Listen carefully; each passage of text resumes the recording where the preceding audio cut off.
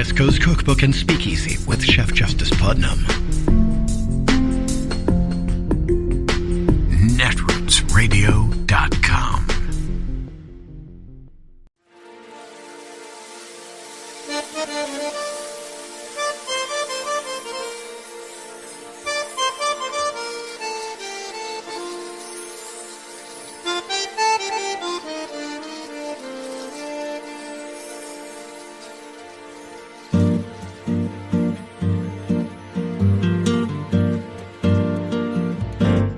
Je voudrais du soleil vert, des dentelles et des théères, des photos de bord de mer, dans mon jardin d'hiver. Je voudrais de la lumière, comme en Nouvelle-Angleterre. Je veux changer d'atmosphère, dans mon jardin d'hiver. À fleurs sous la pluie de novembre, tes mains qui courent, je n'en peux plus de t'attendre.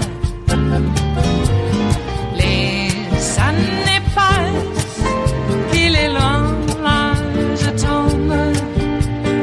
Nul ne peut nous entendre. Je voudrais du Fred Astaire. Well, tonight, President Biden is walking into a fundraiser in San Francisco right about now, where he will continue to build his big lead over Donald Trump in campaign fundraising. Before the president left for California yesterday, this was the single most childish question the White House press corps delivered. Mr. President, good afternoon, sir.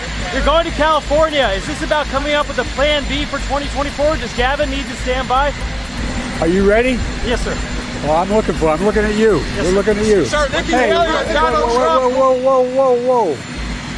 What I came to tell you was, I told you we'd be announcing sanctions on Russia. We'll have a major package announced on Friday. I'll be happy to sit with you all while doing that, okay? Who will you rather challenge in November? Nikki Haley or Donald Trump? Oh, I don't care.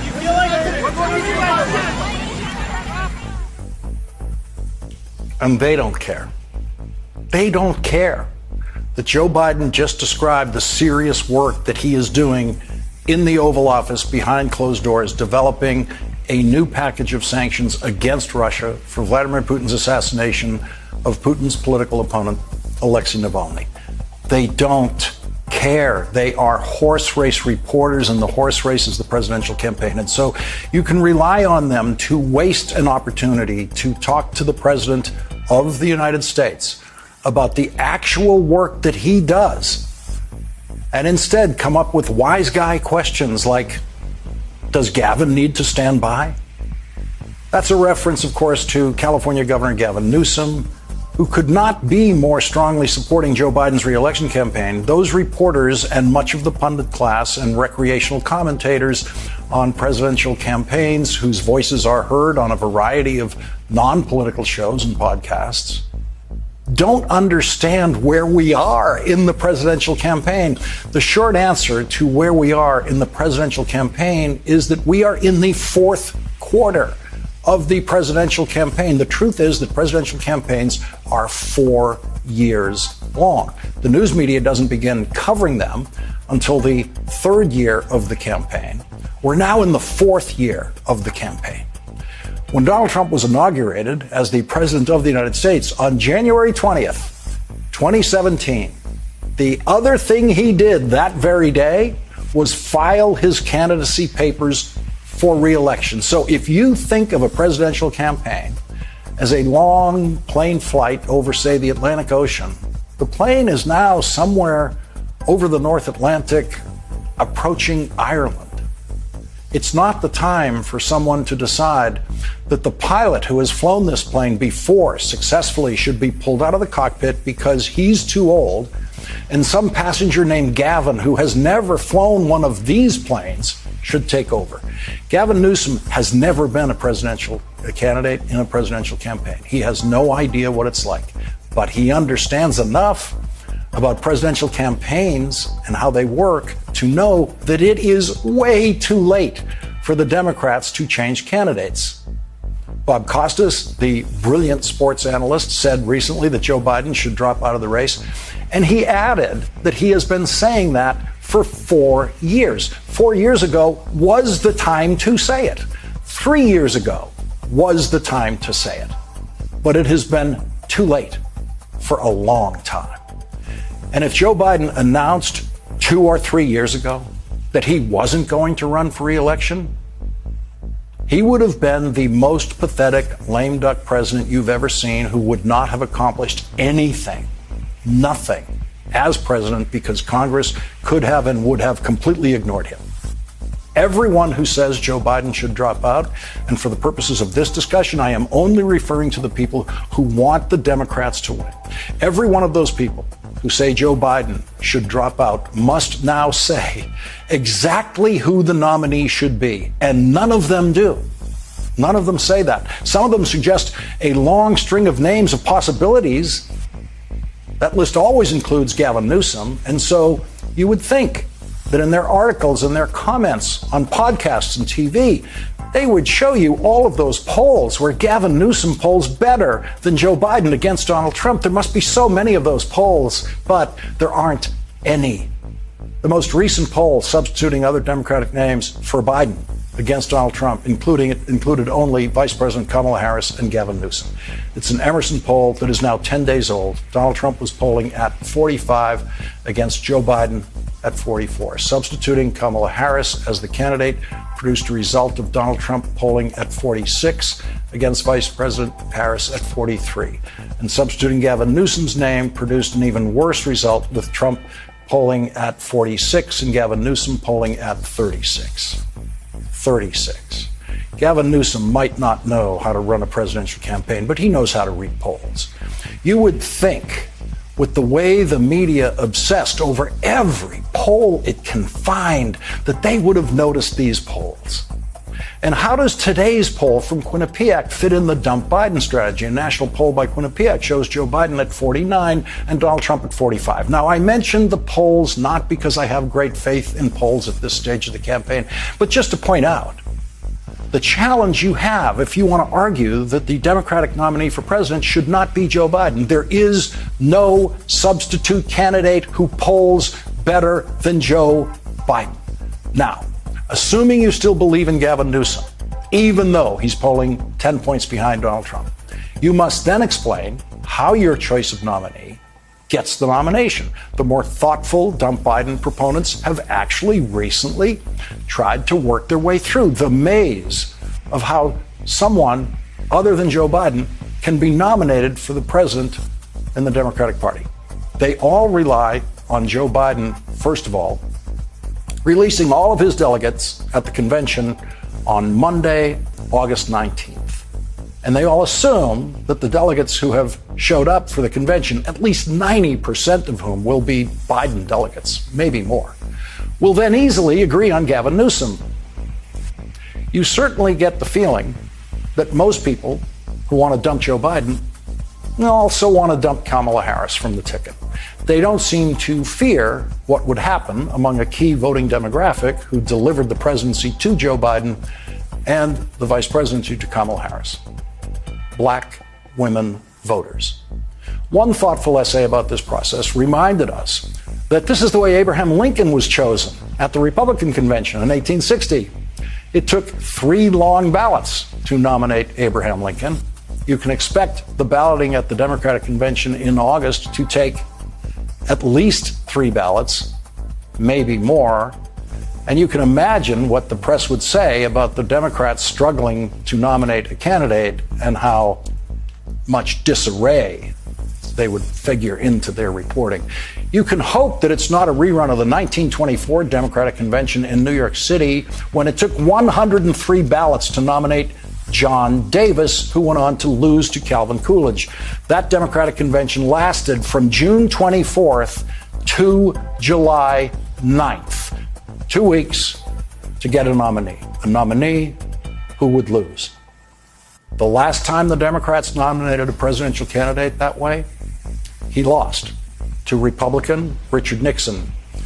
This is what that convention looked like in 1968 in Chicago, where there was violence in that convention hall and days of violence outside the convention hall, which was later described as a riot by the Chicago police against peaceful protesters by a commission that investigated the riots at the 1968 Democratic Convention, which ended up nominating Vice President Hubert Humphrey, who then went on to lose, because that's what happens after violent conventions like that.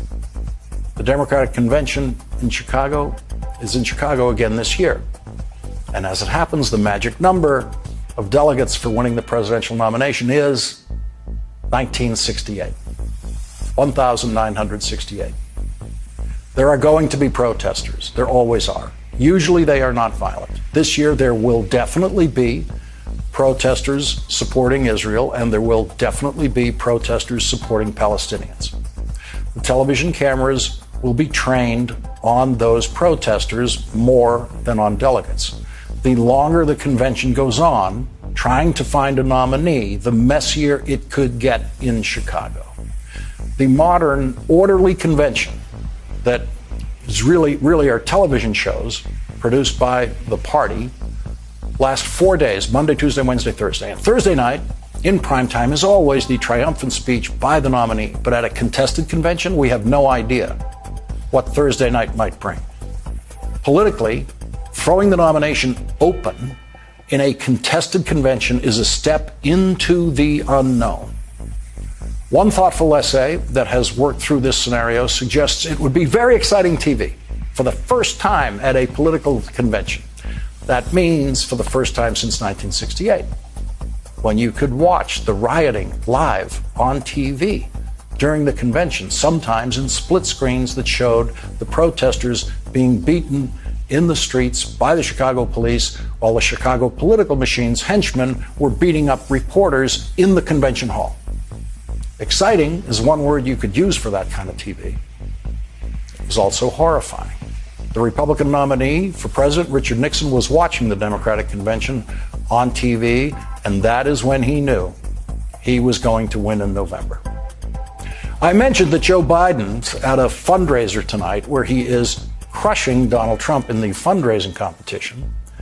The latest campaign finance reports show that the Biden-Harris reelection campaign has $56 million on hand at the end of January, while the Trump campaign had only $30 million on hand. President Biden's also raising money with and for the Democratic National Committee, which has $24 million on hand at the end of January. The Republican National Committee has $8 million at the end of January. In the month of January alone, the Trump campaign raised $8.8 million and spent $11.4 million. Donald Trump has spent a total of $50 million on lawyers during the campaign and will spend much more. Other PACs and fundraising committees supporting the Biden-Harris ticket had a combined $117 million at the beginning of this year. And here's the part right here. Here's the part of the story that no one who has said Joe Biden should drop out or has written that Joe Biden should drop out has ever mentioned.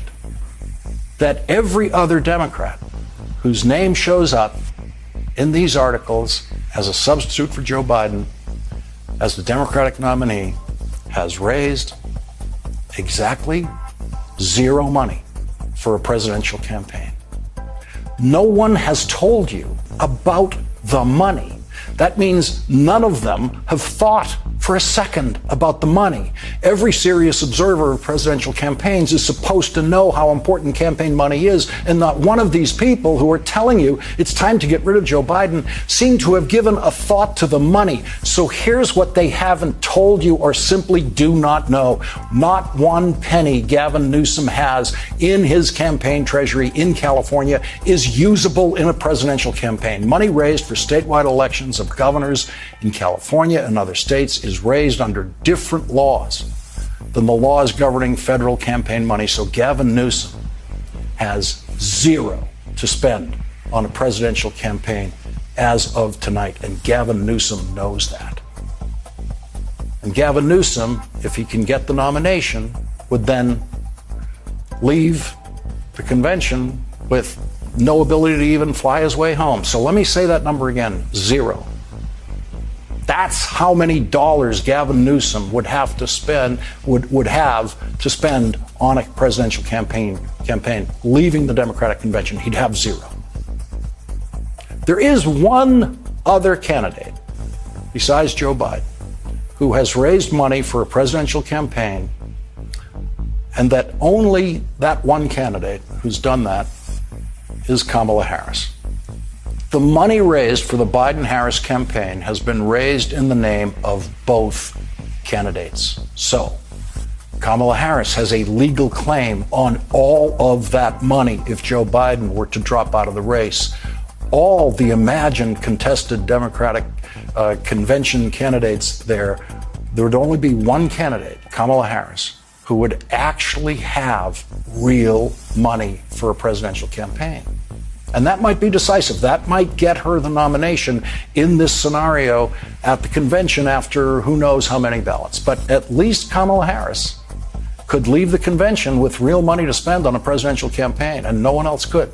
So when someone tells you Biden should drop out, immediately ask them who the candidate should be, then ask how that candidate can get the nomination, on how many ballots, and then ask the question that you know has never passed through their minds: what about the money? And if they can't answer all of those questions to your satisfaction, you are not talking to someone with a solution.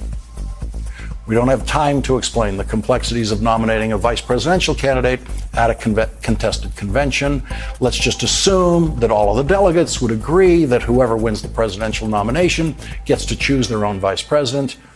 If Kamala Harris is not on that ticket, the candidates who are on that ticket would have to very politely ask her to agree to move all of the Biden-Harris campaign money to the Democratic National Committee, which is the only legal move that can be made with that money. Kamala Harris would still want to beat Donald Trump, and so I'm sure she and Joe Biden would agree to move their campaign money to the Democratic National Committee, but she would not be able to move all of her voters. Most of her most ardent supporters would, I'm sure, in the end, on Election Day, find their way to voting against Donald Trump. But that's not what happened in 1968. In 1968, enough voters who supported the anti-Vietnam War candidate, Senator Gene McCarthy, at the 1968 convention, left that convention so embittered by what they saw as Hubert Humphrey stealing the nomination. Hubert Humphrey did not run in a single primary, and Gene McCarthy heroically did run and did win primaries. Enough primaries that McCarthy voters angrily then stayed home in November. And Richard Nixon won the presidency by 1% of the vote. That is why, ever since 1968, the Democratic Party has always been trying to design the smoothest, most predictable, least dramatic conventions that they possibly can, and that's why both parties turned the conventions into what have usually been dull television shows. Because the last time a convention wasn't smooth and predictable, there was blood in the streets and blood in the convention hall and bitterness on Election Day, enough bitterness to lose the election for the Democrats. All of the people who suggest that Biden should step aside because they want the Democrats to win are basing that strategy on the notion that Joe Biden is just too old. And the notion that Joe Biden is too old is based on a complete and utter misunderstanding of the work of the presidency. The job is to make decisions, not speeches. History writes about the decisions. That's what matters. If you have worked in government, you know that, because speech making is the only thing that the news media is allowed to watch. In a presidency, the news media insists that that must be important. It's just like the Super Bowl. You can remember what Patrick Mahomes did on the field, but you can't remember a word of his speech. And that's for very good reason. The job is on the field.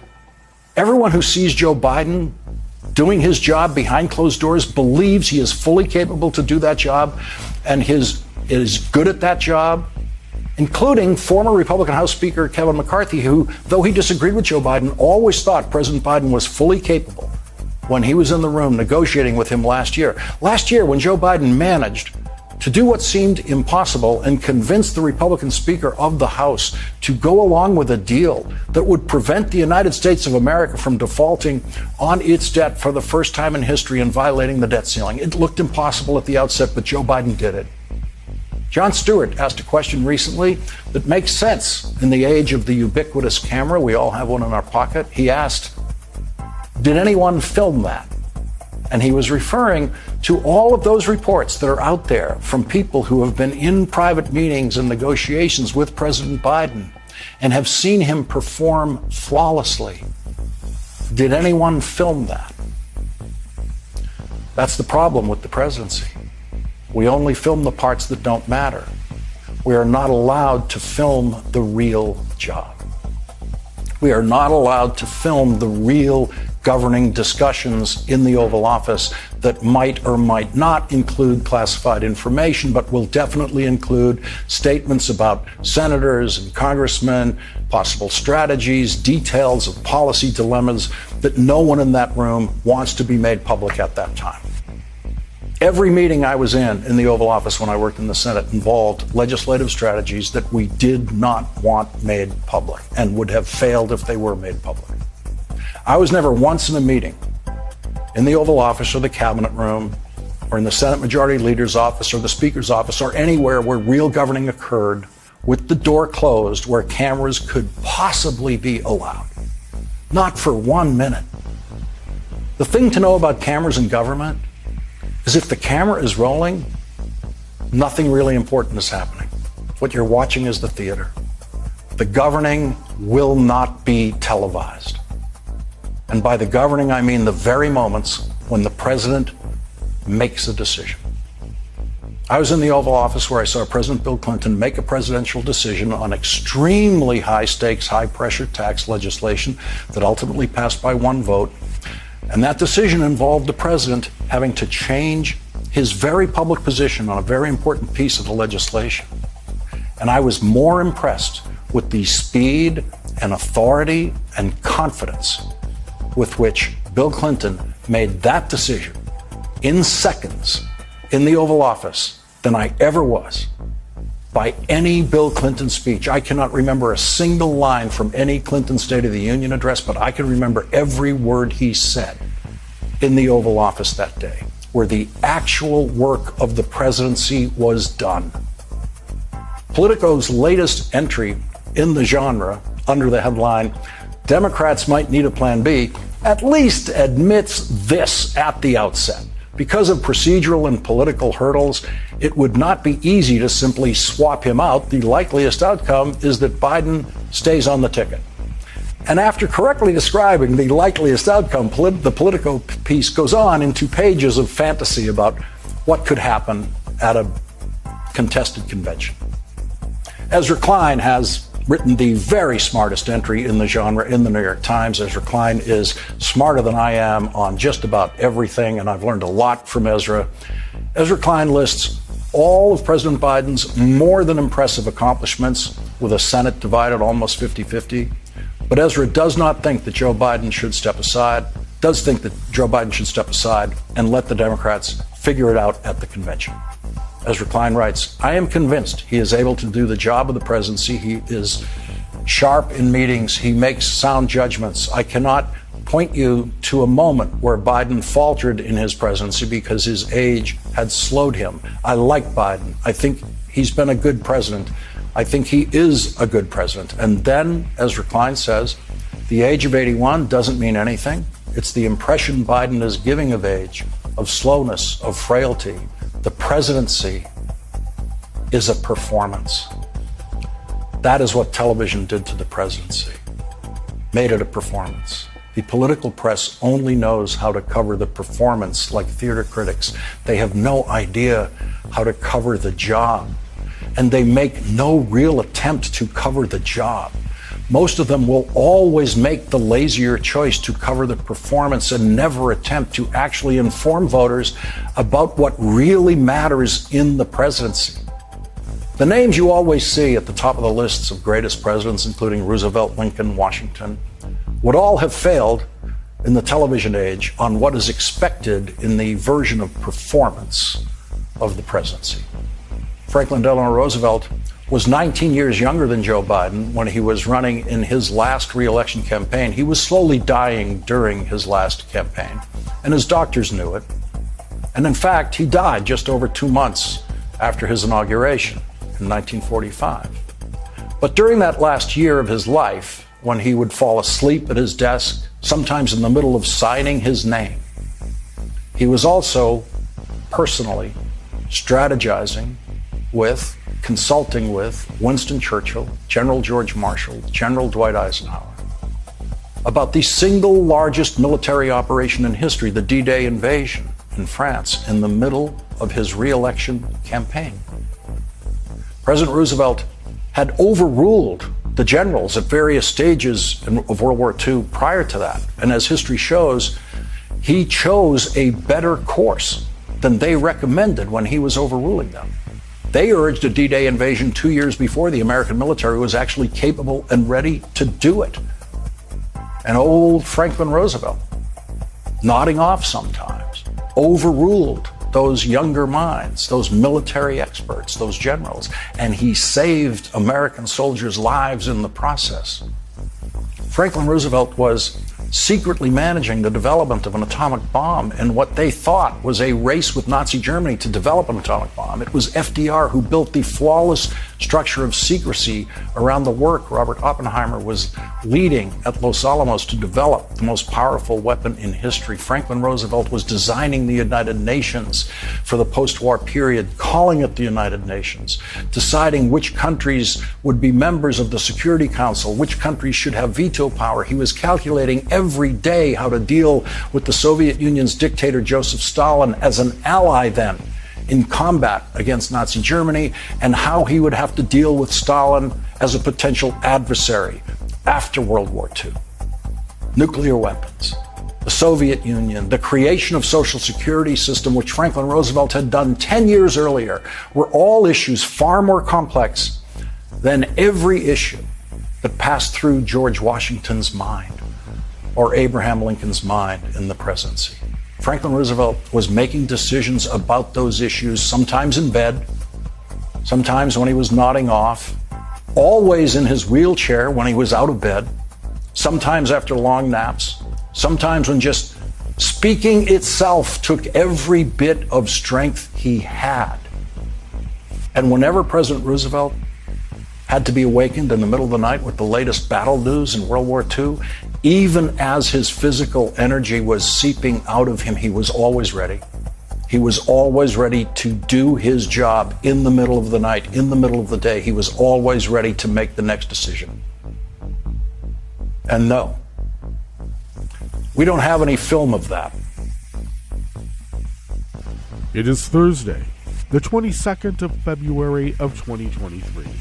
And you are in West Coast Cookbook and Speakeasy. I am your chef de cuisine, Justice Putnam.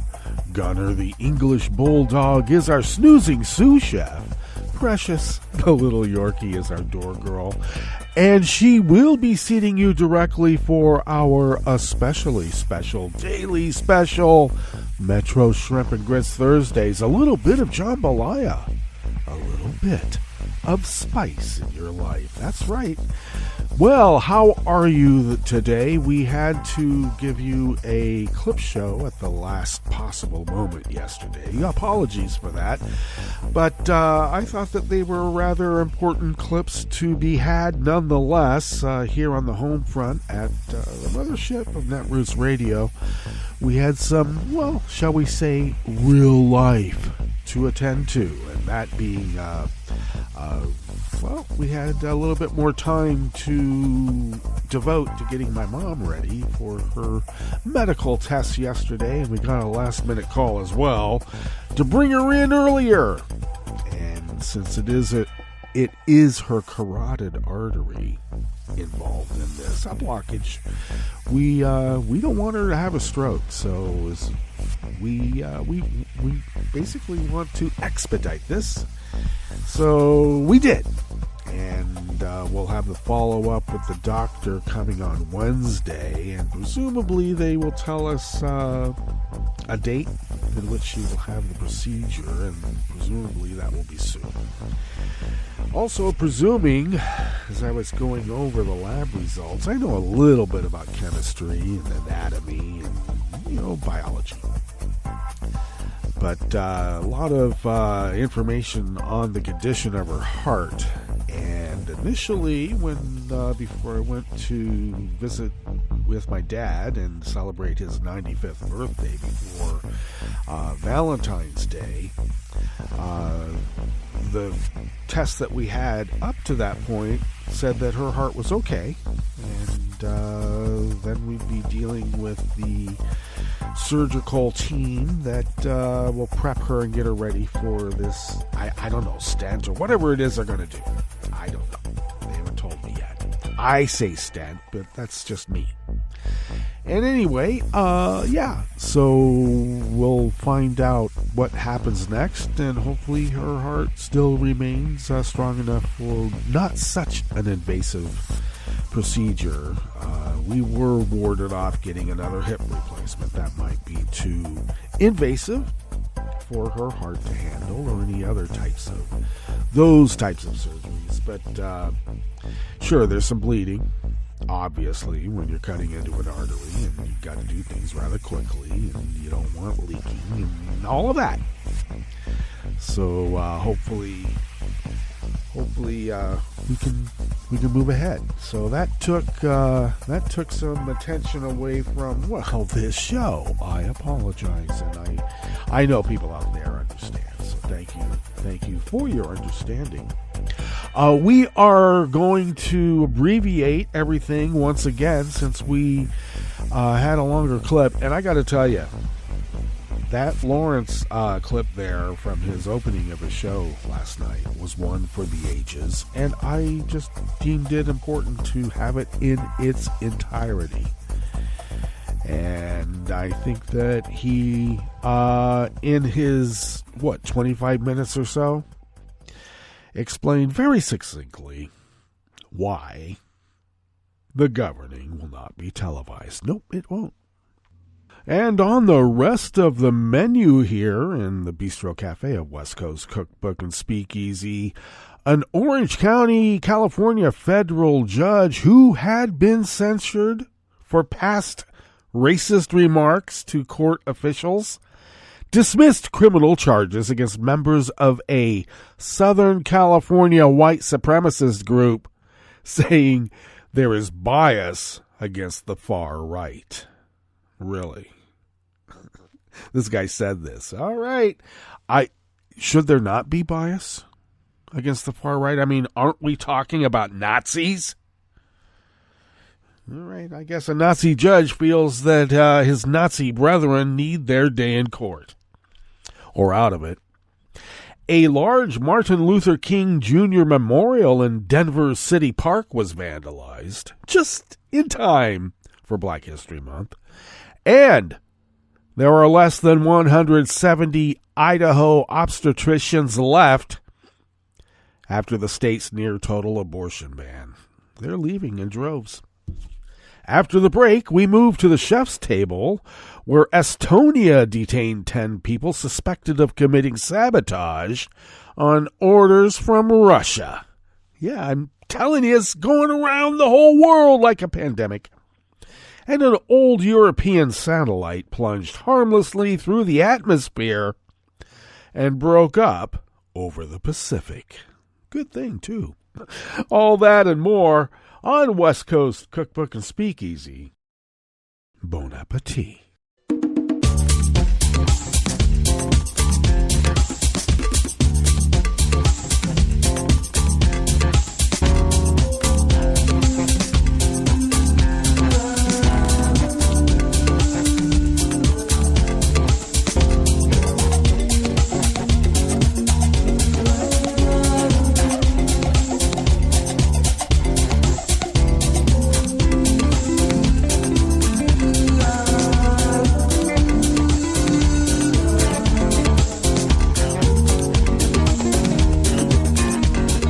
going to dive right into this first offering here at the Bistro Cafe of West Coast Cookbook and Speakeasy, and it is out of the LA Times by Brittany Maya. An Orange County federal judge has dismissed criminal charges for the second time in 5 years against members of a Southern California white supremacist group who had been inciting brawls at political rallies throughout the state. U.S. District Judge Cormac J. Carney dismissed charges against Robert Rundo, who was extradited from Romania last year, and Robert Bowman of Torrance. The two were charged with conspiracy to violate the Anti-Riot Act and rioting. Rundo is the founding member of Rise Above Movement, or RAM, a white supremacist group that, according to a federal indictment, touted itself as a combat-ready militant group of a new nationalist white supremacy and identity movement. Bowman was also an alleged member of the group. Alleged. In his decision, Carney granted the defendant's motion to dismiss, agreeing that Rundo and Bowman were being selectively prosecuted, while, quote, far-left extremist groups such as Antifa, end quote, were not. All right. Prosecuting only members of the far right and ignoring members of the far left leads to the troubling conclusion that the government believes it is permissible to physically assault and injure Trump supporters to silence speech, Carney wrote in his order. There seems to be little doubt, he continued, that defendants, or at least some members of RAM, engaged in criminal violence, but they cannot be selected for prosecution because of their repugnant speech and beliefs over those who committed the same violence with the goal of disrupting political events. Now, once again, these guys showed up and started pounding on people, and this guy's upset that the people that were being pounded on, or maybe pounded back a little, were not prosecuted. All right. Bowman was already free on bond while Rundo was still being detained. Prosecutors on Wednesday yesterday requested that Rundo remain in custody pending the government's appeal, which Carney denied. The government later filed an emergency motion to stay Rundo's release and keep him in custody. The motion said Rundo presents a grave risk of flight as well as a danger to the community, and it asked that the release order be reversed. The U.S. Attorney's Office in Los Angeles, which prosecuted the case, did not immediately respond to a request for a comment. Now, a federal indictment that showed Bowman was involved at least 2 separate acts of violence at rallies. It also alleged that Bowman posted a photograph on Facebook showing himself and other RAM members along with the comment, "Hail Victory and the Alt-Right." Well, Bowman is crying outside the courtroom when he was released. I'm really ashamed of my old antics, he said. Now, the federal indictment against Rundo alleged that he and other defendants recruited new members to the organization, coordinated training in hand-to-hand combat, and traveled to political rallies to attack protesters at events across the state. And this judge said that those protesters were just as culpable for the violence that was perpetrated upon them.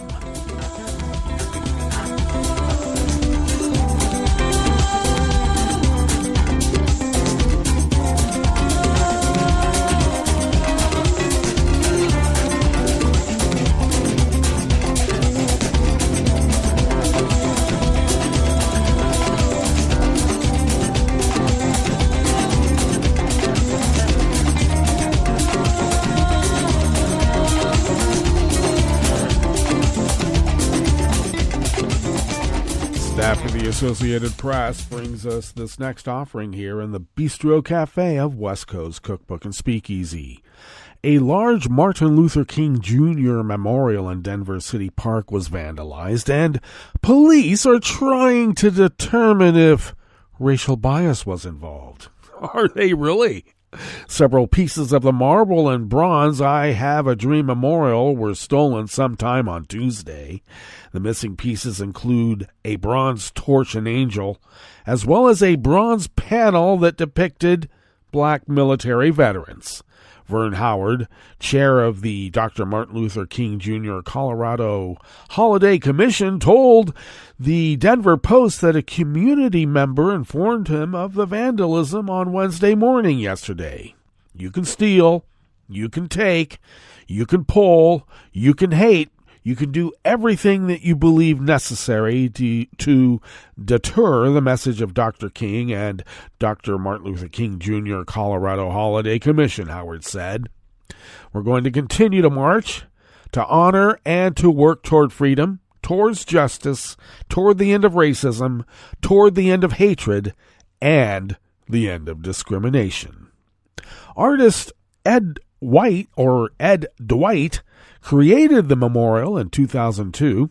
It features a bronze statue of King and smaller statues of Mahatma Gandhi, Rosa Parks, Sojourner Truth, and Frederick Douglass. The Denver Police Department's bias-motivated crime unit is investigating.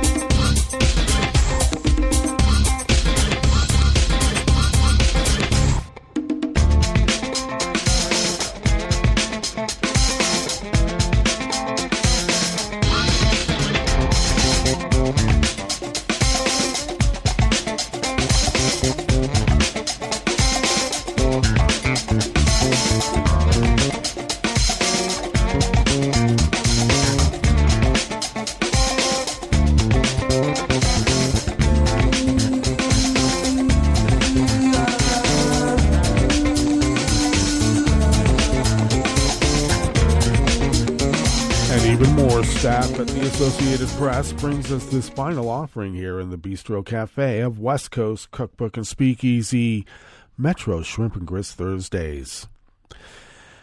More than 50 Idaho obstetricians have stopped practicing in the state since a near-total abortion ban took effect in August of 2022, according to a newly released report. Data compiled by the Idaho Physician Wellbeing Action Collaborative also shows that only 2 obstetricians moved to the state to practice in the last 15 months.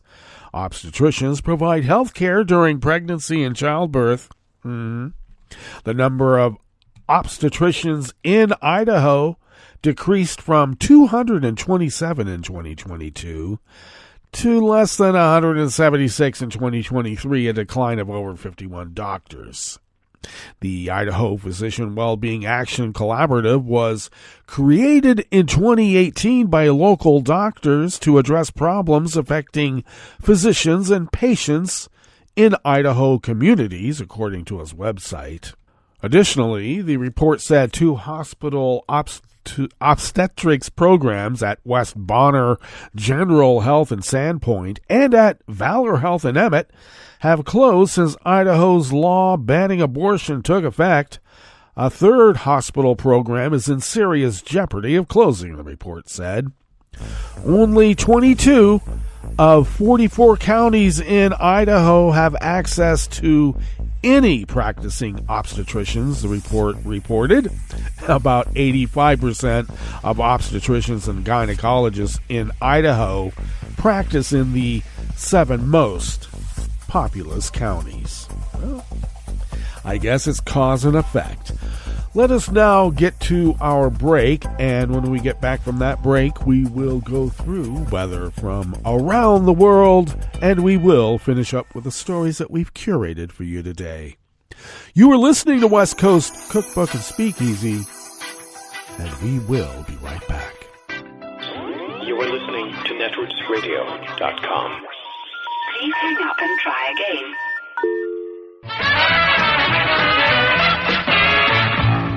From a point at sea to the circles of your mind, a new force is at work for planetary transformation. New radio for a new Earth.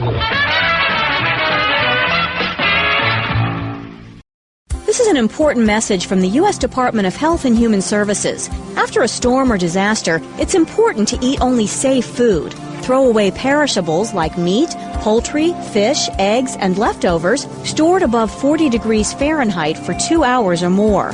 Throw away food with an unusual odor, color, or texture.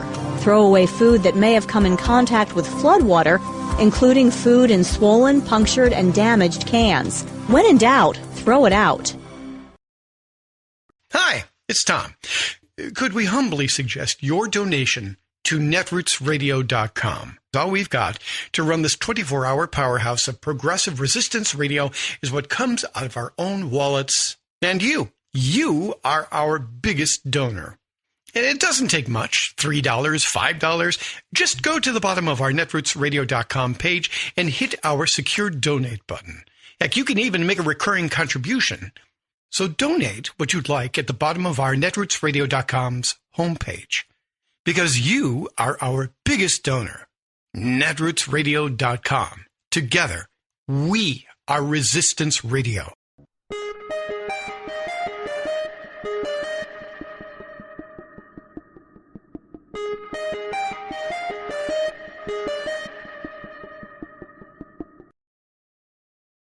Let's reflect for a minute on the recent remarks of Supreme Court Justice Elena Kagan.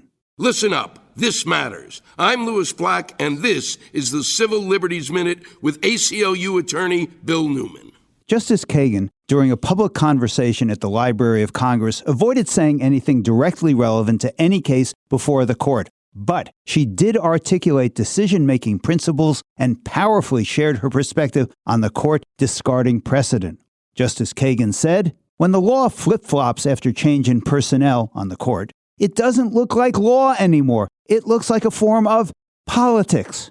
She continued, "And I think that's especially important for this Supreme Court at this time.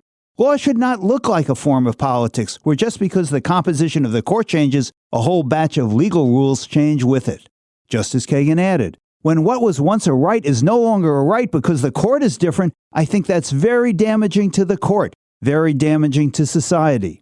Justice Kagan did not mention any one of the dozens of examples where this Supreme Court has reversed or dramatically changed long-standing law, but, as Adam Liptak wrote in the New York Times, it was a good bet that the court's 2022 decision overruling Roe v. Wade was among one of the ones on her mind.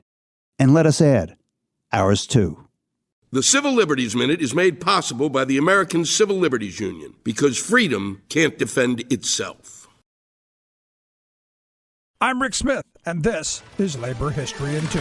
On this day in labor history, the year was 2004. That was the day Secretary of Education Rod Page stated that he considered the National Education Association to be a terrorist organization. He made the remarks during a meeting with governors who were visiting the White House. His apology a few hours later was just as inflammatory. There he expressed his frustration at the, quote, obstructionist scare tactics the NEA's Washington lobbyists have employed against No Child Left Behind's historic reforms. Representing almost 3 million educators, the NEA had been fighting many aspects of the No Child Left Behind Act passed by Congress in 2001. The teachers' unions had initially supported the measure, but they came to realize that the act was designed to undermine public education in favor of charter, private, and religious schools. No Child Left Behind mandated regular standardized testing of students. It also threatened financial penalties and school closures. Governors on board with the goals of the act soon grew frustrated. The Bush administration reneged on federal funding necessary for its implementation. The union movement was outraged at Page's smear.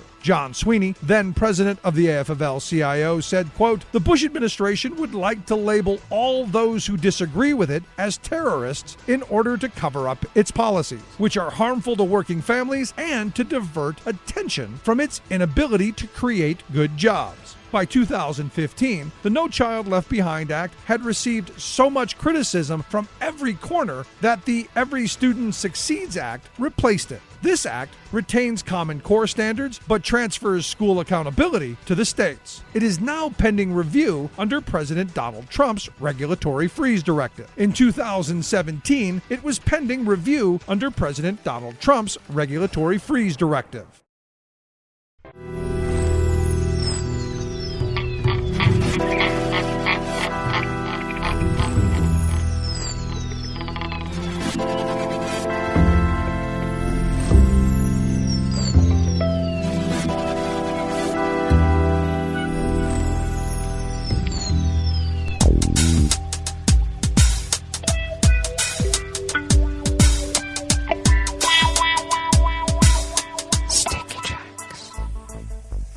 Thank you for accompanying us here to the Chef's Table at West Coast Cookbook and Speakeasy. Metro Shrimp and Grits Thursdays. A little bit of jambalaya. A little bit of spice in your life.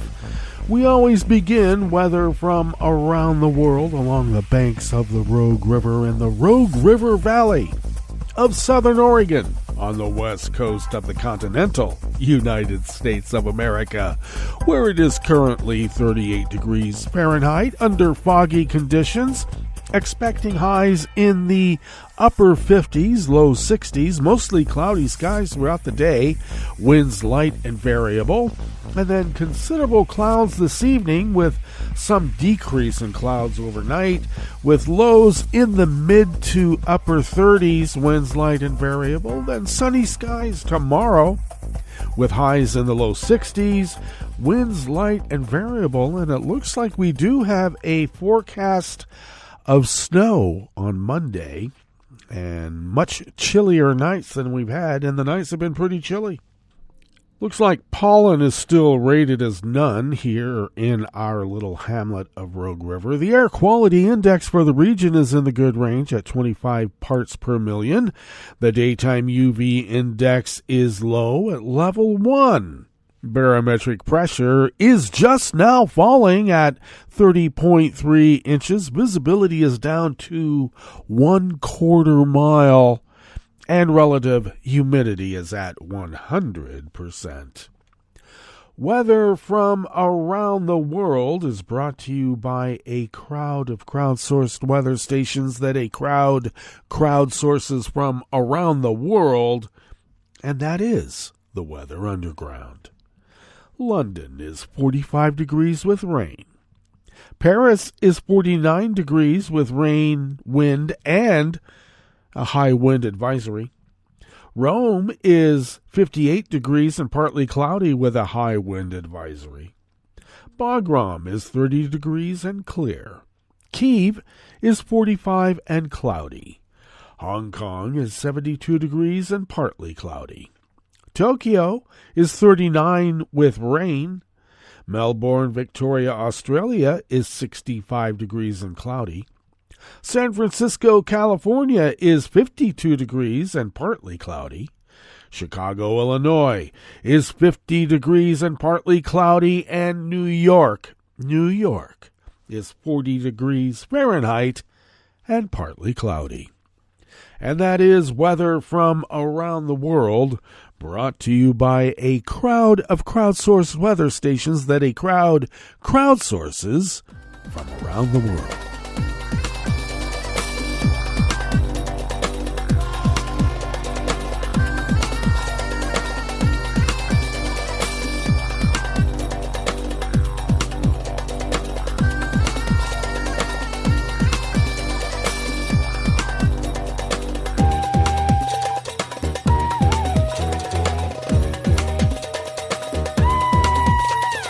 Jerry Tanner of the Associated Press brings us this first amuse-bouche here at the Chef's Table at West Coast Cookbook and Speakeasy. Metro Shrimp and Grits Thursdays. Estonia's domestic security agency said that it had apprehended 10 people suspected of sabotage and spreading fear and creating tension within the Baltic country in a coordinated hybrid operation by Russia's special services.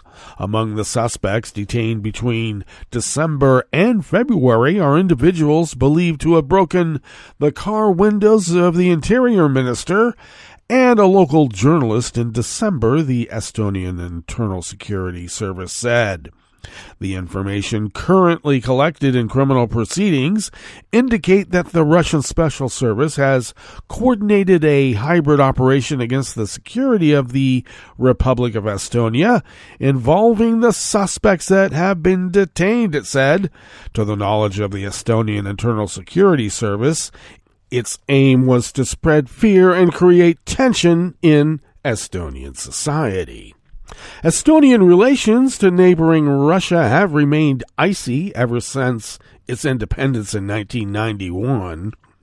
As a legacy of the Soviet Union, the country of 1.3 million, which is now a member of NATO and the EU, has a sizable ethnic Russian minority.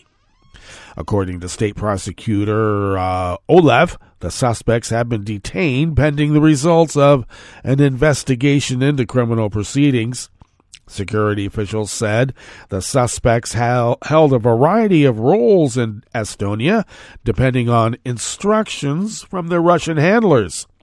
Some of them focused on collecting information, while others planned attacks that were also carried out. The head of the Estonian Security Service, Margo Polosin, said that some of the suspects who were believed to have vandalized undisclosed memorials were recruited through social media. Sound familiar? As procedural acts are currently being carried out to verify the suspicion and ascertain important facts, it is not possible to discuss these incidents in further detail, the security agency said. Moscow has maintained high interest in the internal affairs of Estonia and its Baltic neighbors, Latvia and Lithuania, particularly on security and military matters, after all three countries joined NATO and the EU in 2004.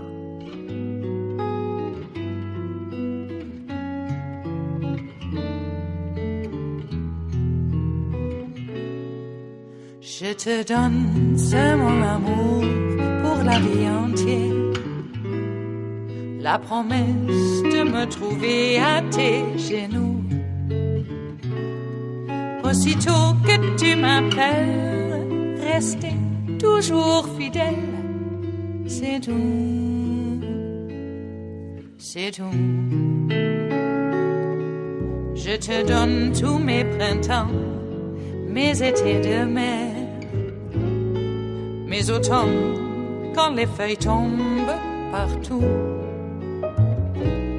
Si ce n'est pas une bonne affaire, je te donne tous mes hivers. Marcia Dunn of the Associated Press brings us this final amuse-bouche here at the chef's table at West Coast Cookbook and Speakeasy, Metro Shrimp and Grits Thursdays. An old Earth-observing satellite fell out of orbit on Wednesday yesterday and harmlessly broke apart over the Pacific. The European Remote Sensing 2 satellite re-entered halfway between Hawaii and Alaska. The European Space Agency confirmed the demise of the 5,000-pound spacecraft known as ERS-2. No damage or injuries were reported. Experts had expected most of the satellite to burn up. Launched in 1995, the spacecraft was retired in 2011. Flight controllers quickly lowered its orbit to avoid hitting other satellites, using up all the fuel, and natural orbital decay took care of the rest. Its entry was uncontrolled, so the precise location could not be predicted. Gone but not forgotten, ESA said on Twitter. ERS-2 left a remarkable legacy of data that still continues to advance science, it said. Its predecessor, ERS-1, which failed and stopped working decades ago, remains in orbit. Well, that brings us to the end of our broadcast period for the day, but you do know Netroots Radio broadcasts on, and we will meet up here tomorrow for Blue Moon Spirits Fridays. So do stay tuned to Netroots Radio all day and all night for all the breaking news as it breaks, and we will meet up here tomorrow, right here in West Coast Cookbook and Speakeasy. Bon appetit.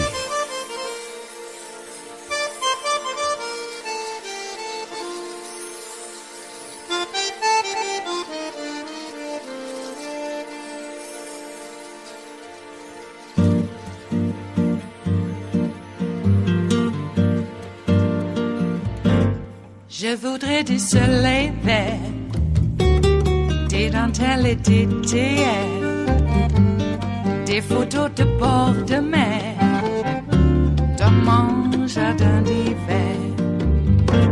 Je voudrais de la lumière, comme en Nouvelle-Angleterre. Je veux changer d'atmosphère, dans mon jardin d'hiver.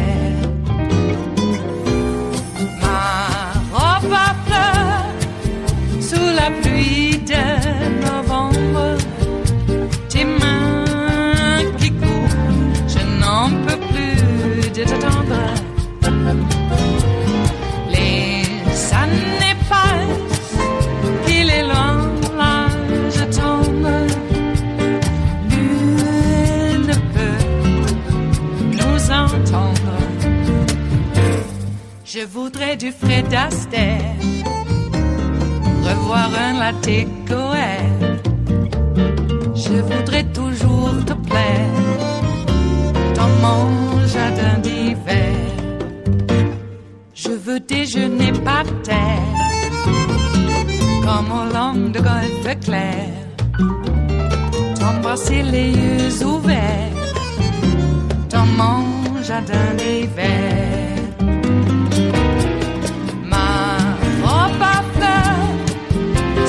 Pluie de novembre, tes mains qui courent, je n'en peux plus de t'attendre. Les années passent, il est loin, là je tombe. Nul ne peut nous entendre. Ba-da-da-dum-di-da-dum. Ba-da-da-dum-di-da-dum.